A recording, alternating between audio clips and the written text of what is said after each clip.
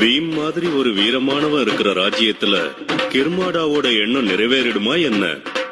Beam தோல்வியை ஒத்துக்குவானா?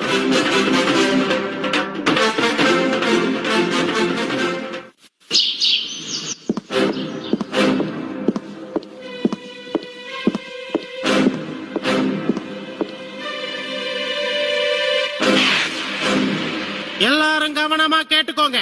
முக்கியமான விஷயம் சொல்ல போறேன். என் எஜமானரோட ஆணையை ஏற்று நாளைக்கு பொழுது விடிஞ்சு சூரிய உதயம் ஆன உடனே இந்த ராஜ்யத்தையும் சிம்மாசனத்தையும் எங்க மதிப்பிற்குரிய எஜமானர்கிட்ட நீங்க ஒப்படைச்சாகணும். முதல்ல உன் எஜமானர் யாருன்னு சொல்லு. வாய மூடு. குறுக்க பேசக்கூடாது. தலை இருக்கும் போது வால் ஆடக்கூடாதுன்னு தெரியாதா உனக்கு?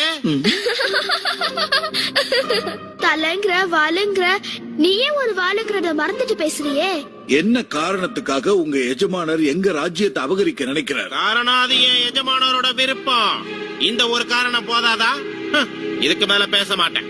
ஞாபகம் வச்சுக்கோங்க, நாளைக்கு பொழுது விடிஞ்ச உடனே என் எஜமானரோட வருகைக்காக அரண்மனையோட வாசலை திறந்து வச்சிருக்கணும்.